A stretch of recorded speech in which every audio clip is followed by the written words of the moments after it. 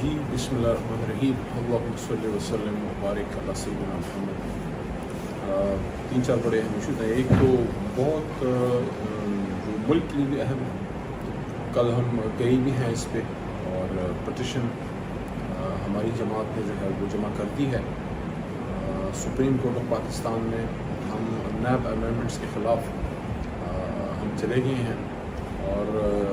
بالکل کسی بھی صورت میں نہ ہی ملک کے لیے بہتر ہے اور نہ ہمارے جو انصاف کا نظام ہے، اس کے لیے بہتر ہے۔ اگر تو نیب میں کوئی امینڈمنٹس ایسی موجودہ حکومت نے کرنی تھی جو کہ امپورٹڈ حکومت ہے، جس سے وہ نیب کے نظام میں بہتری لانا چاہتے تھے، تو اس کا تو طریقہ کار یہ تھا کہ کم از کم ایٹ لیسٹ اگر قومی اسمبلی میں اس وقت اپوزیشن نہیں ہے تو سینٹ میں تو ہے، وہاں اس کو لے کے آ جاتے، اور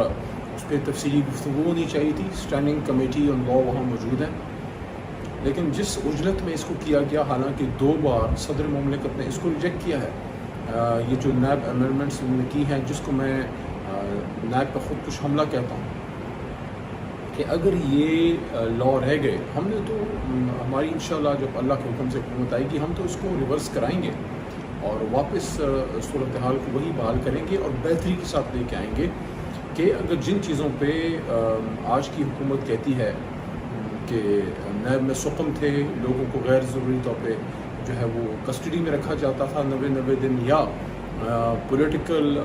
جو لوگوں کی ایفیلیشنز ہیں وہ چینج کرنے کے لیے نیب کو یوز کیا جاتا تھا، تو جو سقم ہے وہ آپ دور کر دیں۔ یہ تو ایسے ہی ہے جیسے کسی اسپتال میں کوئی دوائیاں کم ہیں، یا وہاں کسی وارڈ میں ایکوپمنٹس کی کمی ہے، یہاں ڈاکٹرز کی کمی ہے، یا کوئی اور ایشو ہے اس میں۔ فار ایگزامپل کورونا کے دوران میں آپ کو یاد ہوگا بہت زیادہ وینٹیلیٹرز کی شارٹیج کا ایشو آ گیا تھا، تو اگر کسی اسپتال میں یہ سقم یہ کمیاں موجود ہیں، تو کیا اس کا حل یہ ہے کہ وہ سقم اور وہ کمیاں نکال لی جائیں، دوائیاں دے دی جائیں، ڈاکٹرز پرووائڈ کر دیے جائیں، اور ایکوپمنٹ میں جو کمی ہے وہ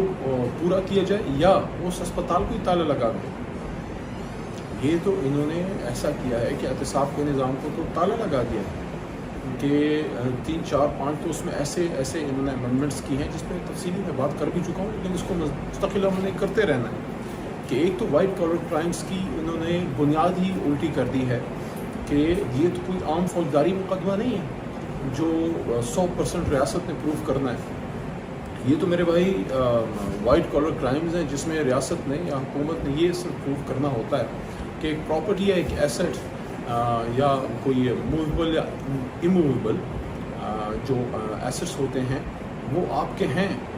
وہ ثابت کر دے کہ آپ کے ہیں، اس کے بعد آپ نے اس کا منی ٹریل دینا ہے، آپ نے اس کی اوریجنلٹی کے اس کے ڈاکیومنٹس وغیرہ جو ہے وہ تو آپ نے دینے ہوتے ہیں۔ فار ایگزامپل کسی شخص کے پاس ایک گاڑی ہے، حکومت نے صرف یہ ثابت کرنا ہے کہ گاڑی اس کے پاس ہے اور اس کے قبضے میں ہے، پھر اس کے اونر نے ثابت کرنا ہے کہ گاڑی اس کے پاس اگر ہے تو اس کے کاغذ اس کے پاس ہے۔ جینوئننس اس نے اونر نے ثابت کرنی ہوتی ہے، جینوئننس تو کبھی بھی ریاست ثابت نہیں کرتی۔ تو یہ جو money trail white collar crimes میں اگر کسی کے 50 60 70 کروڑ کے 2-3 ارب روپے کے اثاثے نکل آتے ہیں، تو حکومت نے تو صرف یہ ثابت کرنا ہے کہ یہ آپ کے ہیں، اس کے بعد تو اس شخص نے بتانا ہے کہ اس نے کہاں سے لیے، کیسے لیے۔ اگر تو اس کو ہم نے اس قانون کو ختم کر دیا جو کہ انہوں نے کر دیا، تو یہ تو فری فار آل ہے، یعنی کہ ایسٹ بیانڈ مینس کے کیسز کا تو ختم۔ وہ تو کوئی بھی سرکاری ملازم یا جو سیاستدان ہے یا کوئی بھی سرکاری ملازم ہے یا عام آدمی ہے جس کے پاس پبلک آفس رہا ہے یا نہیں بھی رہا، عام شخص ہے اور اس کے پاس اثاثے ایسے ہیں جو کہ اس کے نون انکم سے بہت زیادہ ہیں، تو وہ تو اس کو آج کے بعد بالکل کھلی چھوٹ ہے۔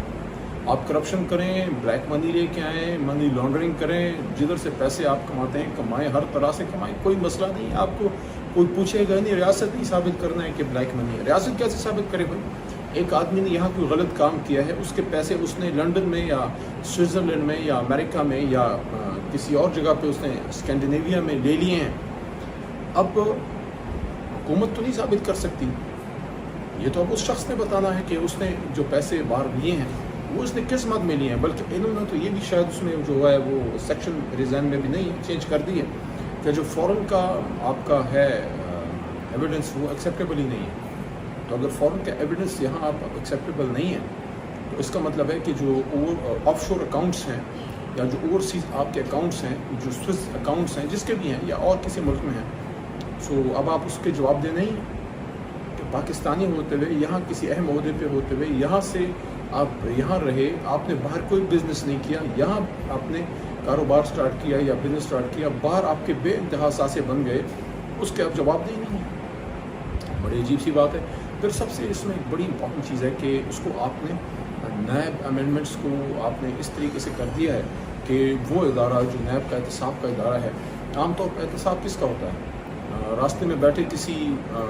پنکچر لگانے والے کا، یا کسی بینک میں کسی گارڈ کا، یا کسی پی این کا، یا کسی بیرے کا کو تو آپ نے احتساب اس کا نہیں کرنا ہوتا۔ احتساب تو آپ نے اس کا کرنا ہے جو پوزیشن آف پاور میں بیٹھا ہو، جو کہ طاقت میں بیٹھا ہو، جو کہ کسی جگہ ڈپٹی کمشنر رہا ہو، سیکٹری رہا ہو، جو منسٹر رہا ہو، جو پاورفل ایم این اے رہا ہو۔ تو جو احتساب کا ادارہ تھا نیب کا، پہلے صدر مملکت کے نیچے تھا۔ وہ نیب آپ کا جو ہے وہ حکومت وقت وزیر اعظم، وزرائے کرام اور وزیر اعلیٰ ان کو جواب دے نہیں تھا، بلکہ ان سے الٹا پوچھ کرتا تھا۔ اب پوچھ نہیں کرے گا، اب ان کو جواب دے گا، یعنی کہ انٹیریئر منسٹری، وزارت داخلہ کے نیچے کر دے کہ اگر جو نیب کا چیئرمین صبح وہ سلام کے لیے ٹیلی فون کرے گا یا حاضری دے گا سلام کی وزیر داخلہ کے پاس، تو وزیر داخلہ تو وزیر اعظم کے نیچے ہے۔ تو جو شخص وزیر داخلہ کو جواب دے ہے، وہ وزیر داخلہ سے یا وزیر اعظم سے یا اس کے وزیروں سے یا حکومت سے یا باقی بیوروکریٹ سے کیا سوال جواب کرے گا؟ کر ہی نہیں سکتا۔ تو عملی طور پہ آپ نے احتساب کے نظام کو بالکل کارنر کر دیا ہے۔ تو یہ بہت بڑا ظلم کیا ہے، اور اس پہ انشاءاللہ ہم گئے بھی ہیں، اور مجھے امید ہے کہ سپریم کورٹ آف پاکستان، جس پہ ہمیں مکمل اعتماد ہے، وہ اس کا ایک بہترین فیصلہ وہ کرے گی۔ دوسرا جو بڑا اہم ہے کہ افغانستان میں جو ارتھ زلزلہ آیا ہے پکتیکا پروونس میں، اور بہت زیادہ اس میں لوگوں کو جو ہے نقصان اٹھانا پڑا ہے، اس سلسلے میں حکومت پاکستان کا وہ رول جو ہے وہ نظر نہیں آ رہا۔ افغانستان کے ایشو پہ وزیر اعظم عمران خان صاحب نے OIC کانفرنس بلائی، اور پاکستان کی تاریخ میں پہلی بار اتنے بڑے لیول پہ بہت سالوں بعد اتنا بڑا ایکٹیویٹی انہوں نے کی، اور پھر 2 مہینے بعد دوبارہ بھی بلائی۔ تو میں تو توقع رکھتا ہوں کہ شہباز صاحب جو ہیں وہ کوئی جو انہوں نے اپنے کیسز معاف کرانے اور کرپشن کو جاری کرنے اور اس کو حلال کرنے ان کے لیے جو NRO2 خود کو انہوں نے اور ان کی حکومت نے اپنے آپ کو نیب امینڈمنٹس کی شکل میں دیا ہے، تو کچھ جو کرنے والے کام ہیں اس طرف آئیں، جو ایک حکومت کی رسپانسبلٹی ہوتی ہے۔ ہمارا برادر اسلامی ملک ہے، اور اس میں NGOs اور کچھ پرائیویٹ سیکٹر کے لوگ تو خدمت کے لیے نکل پڑے ہیں، لیکن حکومت کا اس میں رول آنا چاہیے۔ افغانستان کی حکومت کو اس وقت ہماری افغان قوم کو، پاکستانیوں کی جو ہے وہ سپورٹ کی ضرورت ہے، اور اس پہ کوئی مکمل ہی خاموشی ہے۔ یہ بلاول صاحب پتہ نہیں کوئی وہ کس چکر میں ہیں، ان کا بھی کوئی اتا پتہ نہیں لگ رہا۔ وزارت داخلہ، خاص کر وزیر خارجہ اور state minister for foreign affairs, سب لوگوں کی طرف سے جو ہے کوئی ٹھنڈی پروگرام ہے، تو یہ ایسے تو نہیں چلے گا۔ ہم نے تو ایک بہت مضبوط بنیاد ڈالی تھی، افغانستان کی موجودہ حکومت، افغان طالبان، افغان قوم کے ساتھ عمران خان صاحب نے جو زبردست کام کیا۔ پھر نہ صرف یہ کہ ان کی ادھر حکومت بننے کے بعد ان کے لیے بہت بڑے پیمانے پہ اسلامی امہ کے لیڈران کو یہاں ہم نے اکٹھا کیا، جس میں ہم سے بڑا تعاون کیا ہماری برادر اسلامی ملک سعودی عرب نے، اس میں بڑا رول ادا کیا، ترکی نے ادا کیا، باقی برادر اسلامی ممالک نے ادا کیا۔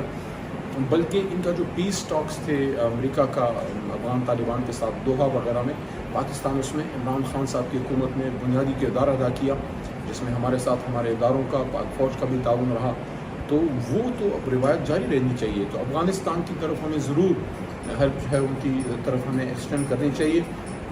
دوسرا ایک تیسرا بڑا اہم جو اب ہندوستان کرنے جا رہا ہے، جو G20 کی سمٹ کی بات ہو رہی ہے، وہ بھی مقبوضہ کشمیر میں، تو اس لیے تو ہمیں ہر سطح پہ اور اس پہ فارن افیئرس کو، اور پھر بلاول صاحب کی بات آتی ہے کہ آپ کو اگر سیر سپاٹے سے فرصت مل گئی ہے اور ٹائیاں شائیاں پہننے سے فرصت مل گئی ہے، کیونکہ انجوائے تو آپ نے شروع میں کر لیا ہوگا، اب آپ کو جو ہے آپ ماشاء اللہ سے منسٹر ہیں، لیکن کچھ کرنے والے کام کریں، اور ہندوستان کو ہمیں اسٹرانگ اس پہ ہمیں دنیا کے فورمز پہ اس کو اٹھانا چاہیے، وزیر خارجہ کو بھی اور وزارت خارجہ کو بھی، کہ کسی صورت ہمیں قبول نہیں ہے مقبوضہ کشمیر میں یہ کانفرنس کا کرانا، خاص کر 5 اگست 2019 کے بعد سے جب سے آرٹیکل 370 کو انہوں نے ریووک کیا ہے ہندوستانی حکومت نے، تو اس کے بعد سے ان کی مسلسل کوششیں ہیں کہ کشمیر کو جو متنازع علاقہ ہے، انٹرنیشنلی ایکسیپٹڈ یہ ٹیریٹری ہے، ڈسپیوٹڈ، تو وہاں پہ اس طرح کی سمٹ کا کرانا بالکل ہمیں ایکسیپٹیبل نہیں ہونا چاہیے، نہ ہمیں ہے کہ اس پہ ہماری توانا تگڑی آواز وہ آنی چاہیے، اور بہت ہی وہ ضروری ہے۔ اور آخر میں ایک بہت ضروری بات جو کہ دیکھیں، یہ ملک اللہ رسول کے نام پہ یہ ملک بنا ہے، لا الہ الا اللہ محمد الرسول اللہ صلی اللہ علیہ وسلم کے نام پہ بنا ہے، اور ہمیں جو اکنامک سسٹم جس پہ ہم نے اس ملک کو چلانا تھا وہ تھا اسلامک بینکاری، سودی نظام سے دور ہونا۔ ہمارا آئین بھی ہمیں پابند کرتا ہے، آئین پاکستان کے، ہم نے ربا فری بینکنگ اور ربا فری اکنامک سسٹم، ہماری اکانومی ربا فری ہوگی، اور اس کے لیے ہمیں ایک تگ و دو کرنی تھی، 75 سال میں تو کر نہیں سکے۔ ابھی جو ہمارا فیڈرل شریعت کورٹ کا فیصلہ آیا ہے، سننے میں آیا ہے کہ اسٹیٹ بینک آف پاکستان اس کو چیلنج کرنے جا رہی ہے سپیریئر جوڈیشری میں، تو یہ ایک بہت بڑا دوبارہ ایک سوالیہ نشان کھڑا ہو جائے گا ہماری حکومتوں پہ، اور ہمارے جو اسٹیٹ بینک ہے کہ کیا ہم قائد اعظم کے اس فرمان سے بھی پیچھے ہٹ گئے جو 1948 میں قائد اعظم نے اسٹیٹ بینک کو دیا تھا، جس میں انہوں نے فرمایا تھا وہ اسلامک بینک کی طرف لے کے گئے تھے۔ اس پہ میں تفصیلی بات بھی کروں گا، لیکن آج صرف اتنا میں ضرور کہنا چاہتا ہوں کہ بہت ضروری ہے کہ ہم سب سیاستدان، عام پاکستانی، بالخصوص علماء کرام، اور ہم اس پہ سامنے آئیں، اپنا کردار ادا کریں۔ فیڈرل شریعت کورٹ تو اپنا کردار بار بار ادا کر رہی ہے، لیکن حکومتیں بار بار اس کو چیلنج کرنے کی طرف لے کے جا رہی ہیں۔